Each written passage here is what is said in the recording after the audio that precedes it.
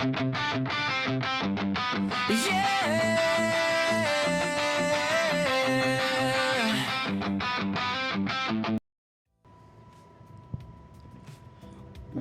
day mga boss. Bali meron tayo rito ang isang KLX 150 BF.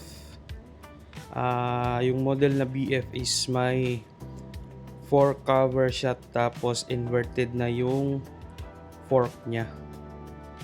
At yung design nito is stock decals lang siya ng KLX pero full decals pa din.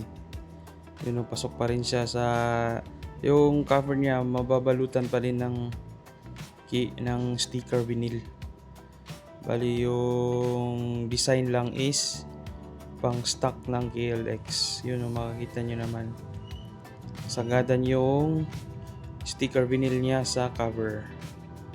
At yung basta kami magkakabit ng KLX, tinatanggal namin yung upuan niya para mapasok yung sticker vinyl sa mga ngilit-ngilit ng cover nito, kasi mahirap siya kabitan pag may upuan. Mahirap isingit yung sticker vinyl niya sa sa ilalim ng netong may parang upuan. Kaya tinatanggal namin yung yung upuan niya para maayos yung pagkakuan. Yan makikita niyo naman yan dyan sinisiksik namin yung sticker sa ilalim kasi may upuan yan ilalim ng upuan yan. So yun mga boss, pagtapos nito ipakita namin yung kabuuang kuha niya. Yun, tapusin natin yung video mga boss.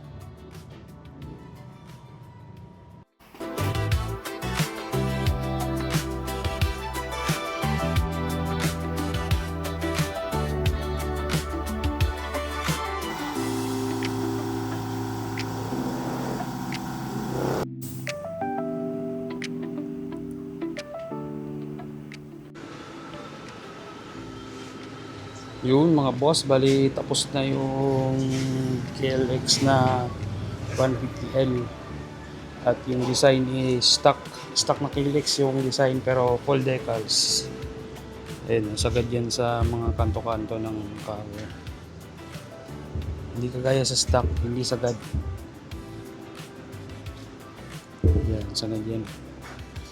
Sagad yung sticker dyan, tsaka yung mga ngilit-ngilit natatabunan pa rin yung dito sa mahirap ipasok na sticker, kaya tinanggal namin yung upuan niya para maayos na pagkakabit ng sticker.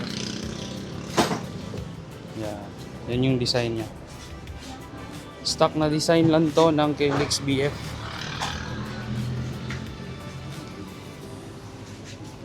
Pero yung rim sticker nito hindi na kasi pinapalitan ng may-ari.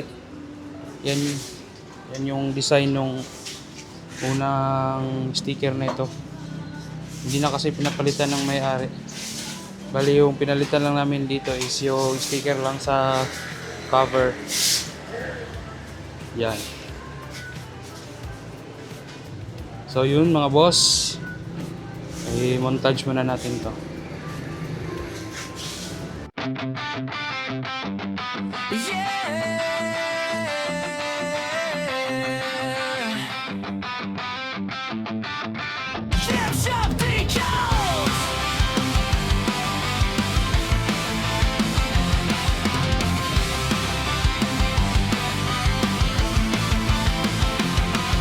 Precision wrap, clean install, every detail matters.